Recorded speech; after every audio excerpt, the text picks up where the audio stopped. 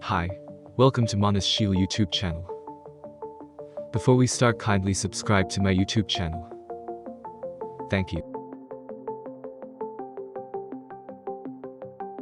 Let's start the video. If you haven't watched the previous video, I'll link it in the description box, or you can click here. Chapter 2. A short-lived everyday life. El Dorado, the Golden City.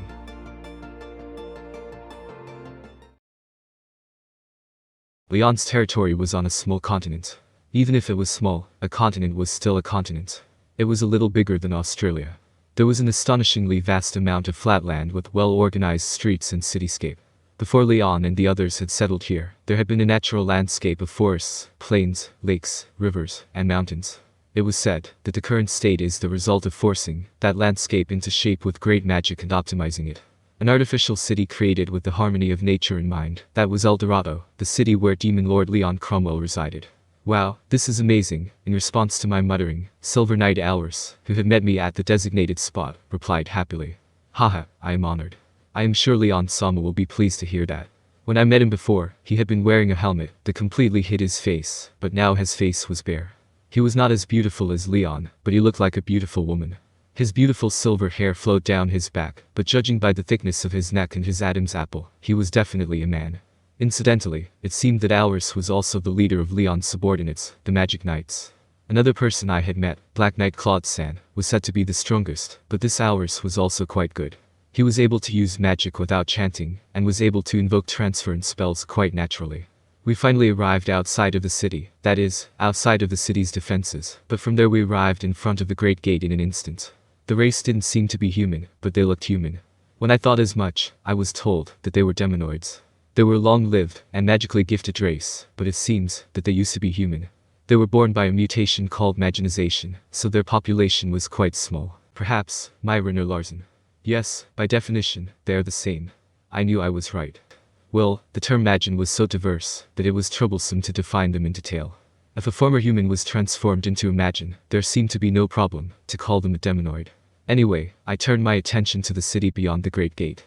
It was even greater than I expected. The beautiful golden buildings all lined up in a row were truly magnificent. The arrangement of the buildings had been well calculated. In a nutshell, the shape of the buildings could be described as a six-pointed star or a hexagonal ridge. This alone created a two-dimensional magical effect, but the amazing part began from here. The cityscape was spiraling, gradually increasing in height from the entrance. It led to a chalk-white castle that stood majestically in the center. A spiraling royal castle rising up, as if piercing the heavens.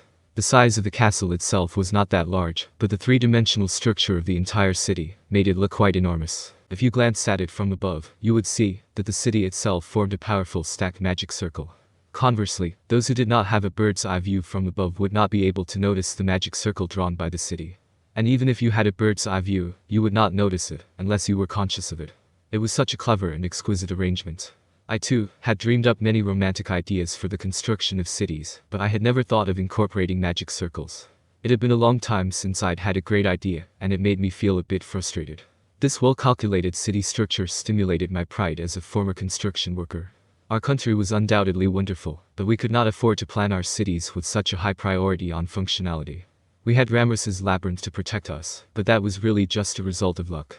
I had wanted to devise a system to maintain it with the magical power of the city's inhabitants, and achieved it in that way.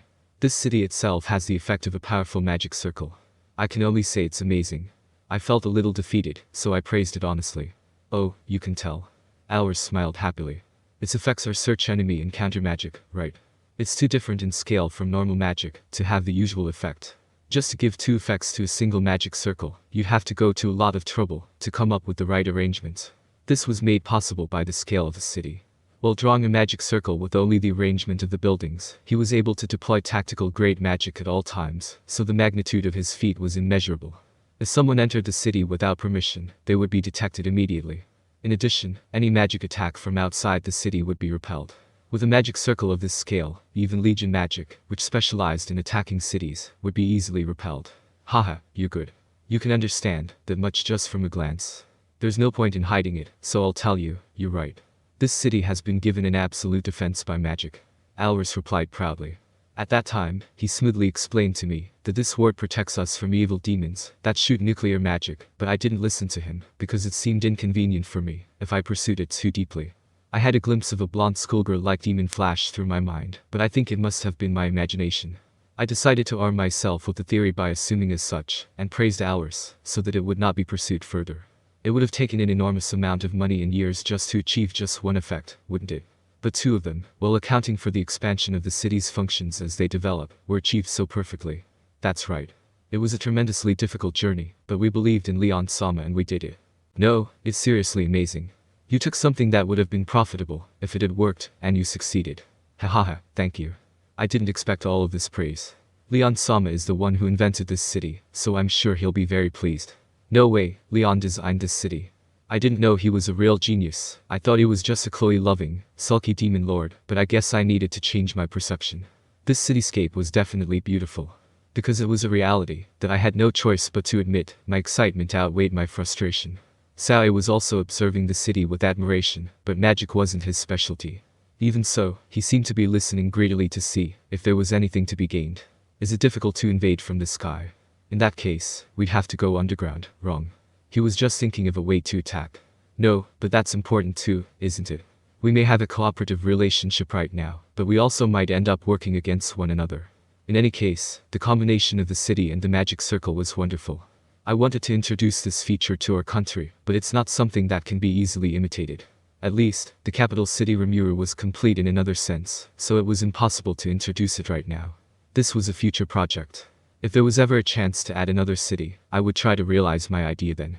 Now I had something to look forward to when I got home. It may be a waste of time, but I decided that I'd try designing my own magical city. I walked through the entrance of the Great Gate and followed the glass spiral corridor. The interior of the city was also beautiful.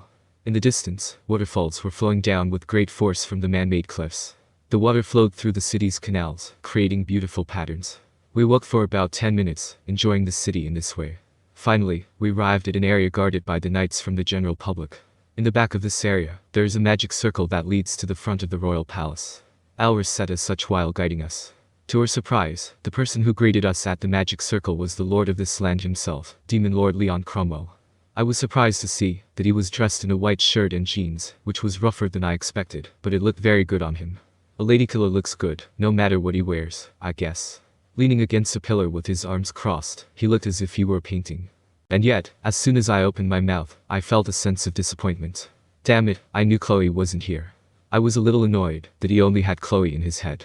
As expected, he was definitely a Chloe-loving, sulky demon lord, but that was enough to convince me that he was the real Leon, so I wouldn't complain. Besides, Leon's appearance was a little strange. I thought ours was also good-looking, but he paled in comparison to Leon. He was still sarcastic and handsome, but he seemed to be lacking in aura. Of course not. More importantly, you're looking a little haggard, aren't you? You're annoying. You're the one who sent us the culprit.